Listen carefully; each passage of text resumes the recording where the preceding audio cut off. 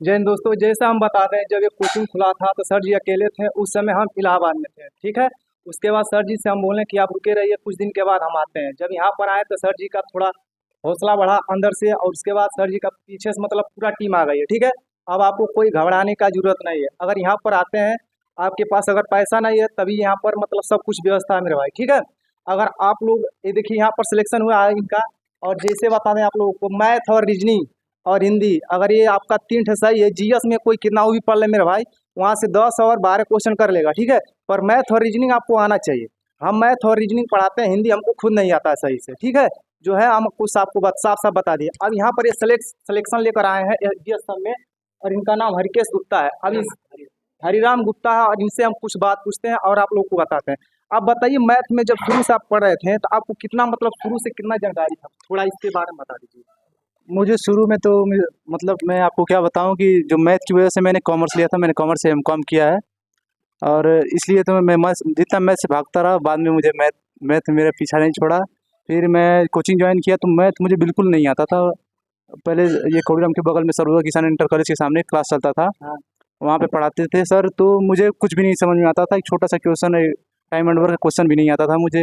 फिर मैंने उसमें लगातार उसमें टाइम अपना स्पेंड किया, उसमें अपना टाइम दिया। धीरे धीरे धीरे धीरे छोटे क्वेश्चन से मिडिल क्वेश्चन के बाद हाई लेवल के क्वेश्चन भी मैंने अटेम्प्ट करना स्टार्ट कर दिया।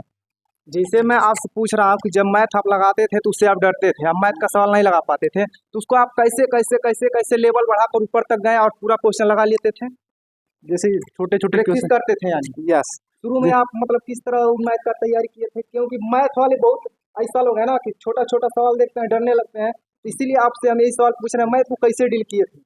मैथ के लिए सबसे पहले तो आपको जो फार्मूला है, फार्मूला याद करना पड़ेगा।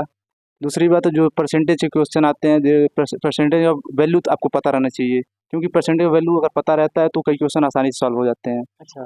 और दूसरी बात, आप कैलकुलेशन जो रहता है, कैलकुलेशन को थोड़ा अच्छा कीजिए, ग्रो कीजिए। जैसे कि कोई भी गुणा आ गया, उसको माइंड में करने का। और कई तरह के ट्रिक भी हैं, 2 से कटने का, 4 से काटने का, 11 से भी कटने का। और जैसे कि जो भी, व्यवस्था करनी है। हाँ, जो भी ट्रिक्स हैं उनको आप लगातार अगर प्रैक्टिस फॉलो में लाते करिए। रहेंगे तो आप जो क्वेश्चन है वो जल्दी सॉल्व हो जाएंगे। और एक बात और आपसे पूछना चाहते हैं, मान लीजिए धीरे धीरे आपका जब मैथ सही हो गया, उसके बाद आप जब प्रैक्टिस सेट मार रहे थे तो उसमें आपका कितना मैथ में सही हो रहा था क्वेश्चन। मैंने जब SSCD 2022 जो एग्ज़ाम दिया था, उसमें मैंने मैथ 19 टच किए थे, 18 सही थे मेरे। और हिंदी मैंने 20 किया था, उसमें 17 मैथ हिंदी सही थे। और रीजनिंग मेरा 19 क्वेश्चन रीजनिंग था। और जो एक क्वेश्चन क्या था, जीएस में मेरे 14 क्वेश्चन सही थे।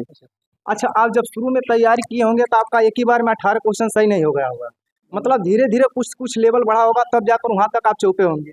सही बात है ना। तो आप शुरू में कितना क्वेश्चन सही किए होंगे ये बताइए। शुरू में तो मैंने एग्जाम में टेस्ट भी नहीं देता था मैं, मतलब इसमें मैं समय काट रहा था कि मुझे इसमें करना नहीं है। हाँ। शुरुआत में बहाना मार के घूम रहे हैं आप। बस इतना ही उसके था। बाद जब माहौल देखें कि अब तैयारी करना पड़ेगा, हमको हाँ। सिलेक्शन लेना है, मेरे सिर को पूरा बोझ आ गया है, तो आप भी मेहनत करने लगे। यस। जैसे यहाँ पर आप लोग देखते हैं किसी इस यूट्यूब चैनल पर, इस यूट्यूब चैनल पे ये मैराथन चला, वो मैराथन चला है, चलिए उसको देख लेते हैं, उसको देख लेते हैं। इससे बताइए क्या फायदा होता है।